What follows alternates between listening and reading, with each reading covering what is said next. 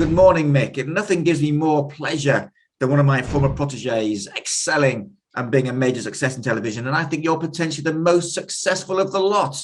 So tell me what you're doing right now and what it's all about.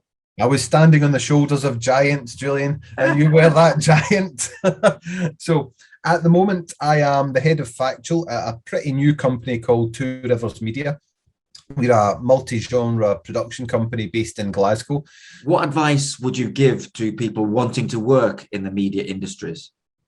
The first thing is, I think you've got to really think about whether you want to. If you're looking for a job that brings security, if you're looking for a job that is going to be 9 to 5, if you're looking for a job that has a level of stability and a clear progression, then the media doesn't offer those things. Now, you can work in television and go from job to job, and if you're good and you do a good run at it and you work incredibly hard.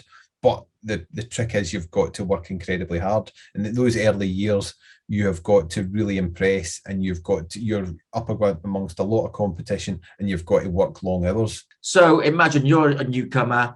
You might not have any credits at all on your CV. You've just left university.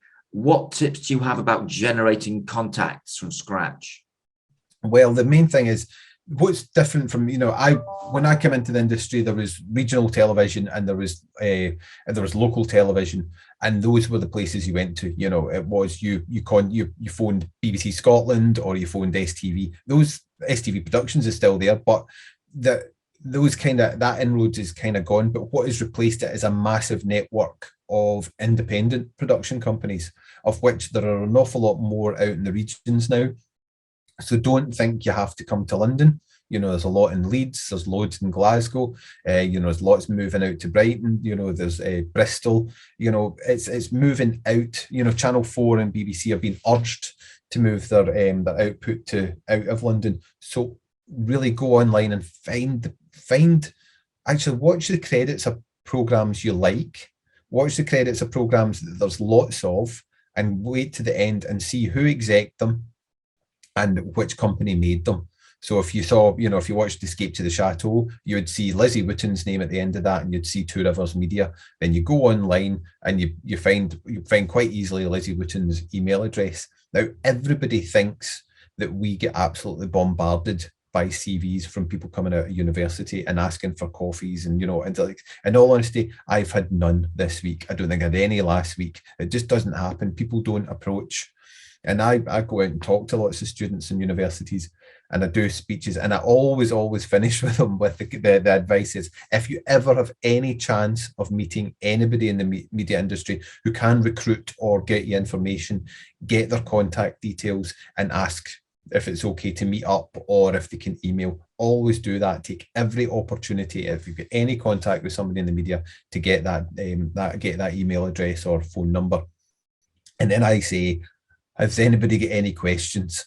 And nobody ever asks, what's your email address? I know. So it'd be good if that's what you do. Take the chance. Don't be shy. And also, people will say, sorry to pester you. You're not pestering us. I desperately need new talent in the industry. I desperately need new young people in the industry. And I'm not being pestered if somebody contacts me. I'm being reminded of the people who are out there.